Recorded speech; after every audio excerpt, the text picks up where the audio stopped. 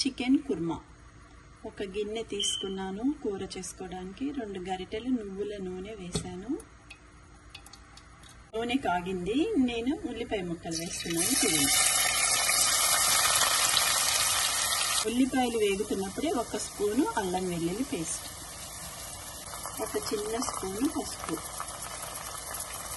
టేస్ట్కి సరిపడా సాల్ట్. ఇప్పుడు శుభ్రంగా కలుపుదాం. చూడండి, ఇట్లా శుభ్రంగా కలుపుకోవాలి. అల్లం వెల్లుల్లి పేస్ట్, పసుపు, ఉప్పు.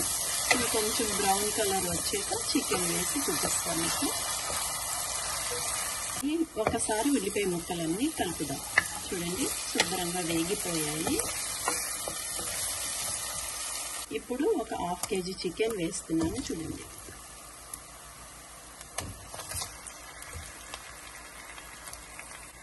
ఇది శుభ్రంగా కలుపుకోవాలి.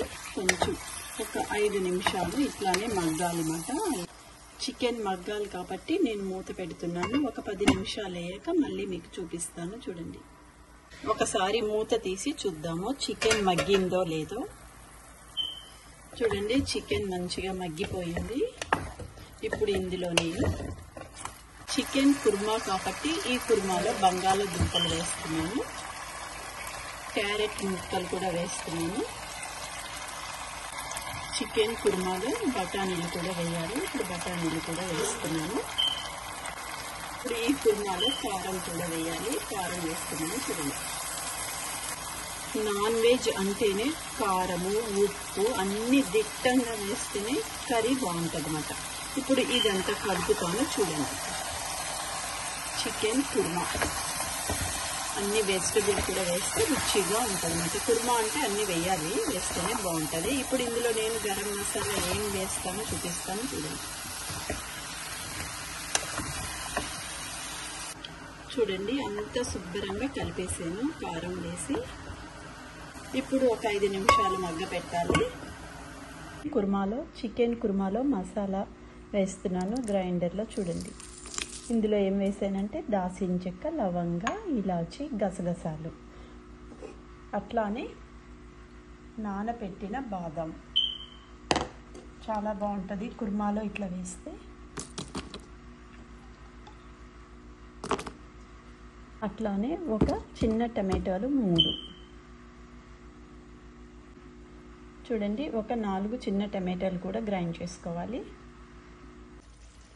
ఇప్పుడు ఒకసారి మూత తీసి ఒకసారి చికెన్ అంతా కలిపేద్దాం. చికెన్ కుర్మా చూడండి శుభ్రంగా మగ్గిపోయింది. ఇప్పుడు ఇందులో మసాలా వేసి 2 విజిల్స్ వస్తే చాలు చికెన్ కుర్మా రెడీ అయిపోతుంది. చూడండి, మసాలా గ్రైండ్ చేసుకున్నాను. ఇప్పుడు ఇందులో వేస్తున్నాను. చూడండి, ఒకసారి శుభ్రంగా కలిపేసి 1 విజిల్ వస్తే చాలు. చికెన్ ఊరికనే ఉడికిపోతుంది అంట. ఇందులో నేను వెజిటబుల్ వేసాను కాబట్టి 1 విజిల్ పెడతాను. చికెన్ కుర్మా దింపాక నేను ఏం వేస్తానో అది కూడా చూపిస్తాను. చూడండి, చూడండి ఇప్పుడు మూత తీసి చికెన్ కుర్మా ఎట్లా అయిందో చూపిస్తాను. చూడండి, చూడండి ఎంత బాగా అయిందో. కుర్మా అంటేనే పుల్లటి పెరుగు వేయాలి. ఇప్పుడు దీని మీద పెరుగు వేస్తున్నాను. చూడండి, అలానే కొంచెం కొత్తిమీర. చూడండి, ఇది శుభ్రంగా ఒకసారి కలుపుదాం. ఎంత రుచిగా ఆలుగడ్డ, క్యారెట్ అన్నీ వేసి కుర్మా చేసాను. పెరుగు వేసాను. చికెన్ కుర్మా. చూడండి, చికెన్ కుర్మా రెడీ అయిపోయింది.